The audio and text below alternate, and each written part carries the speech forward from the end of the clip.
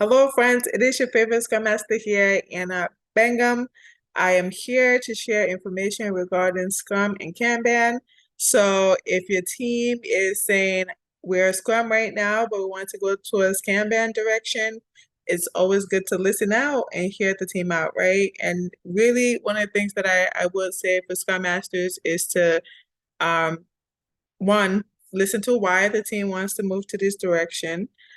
Sometimes I know that we're so pressed to follow the process and not be open to what the team is suggesting will work best for them.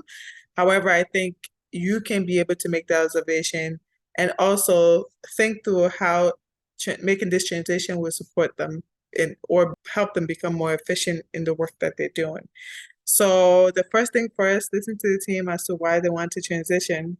And then secondly, think through how do you guys want to do it, right?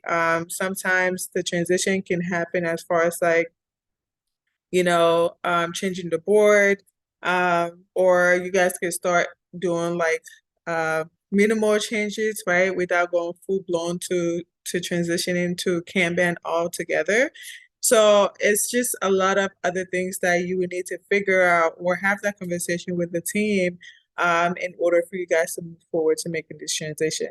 One of the things that I know most teams don't like about Scrum is, especially production support teams, it's just the 2 weeks is not working out.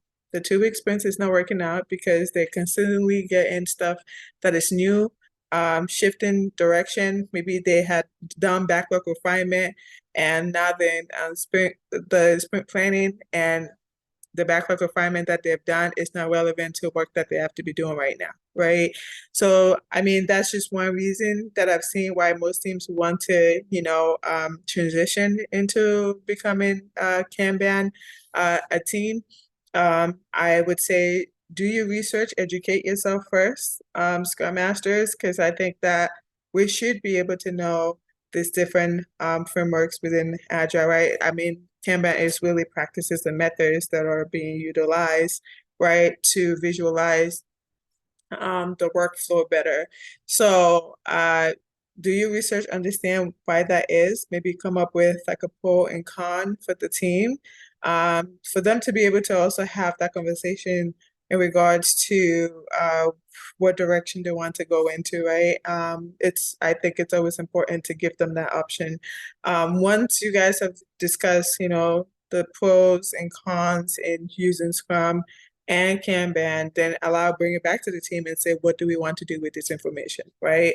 And allow the team to essentially decide, make that decision. Maybe they can say, okay, maybe for starters, let's just change the board. Maybe for starters, let's revisit the way we do backlog refinement. Maybe we can do once a week, or we can do twice a week planning session, right? Maybe we can do retrospective once every 3 weeks or once a month, right? Just listen to the team.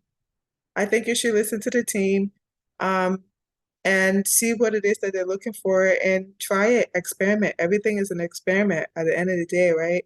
And you're only going to find the soft spot or the right way that would be working for your team if you try it. So I just wanted to share that. I know a lot of Scrum Masters tend to join a team and it was a Scrum team, but now this team wanted to transition to Kanban. I know that change is not easy, but change is necessary sometimes to help the team get ahead to what they're working towards. Okay, so I hope this was helpful. The purpose of me sharing this information is so that you can gain the information and you decide how you want to use it, and hopefully it would be helpful. This was helpful for you. All right, so comment, like, and share below if this was helpful information to you. Thank you. Bye.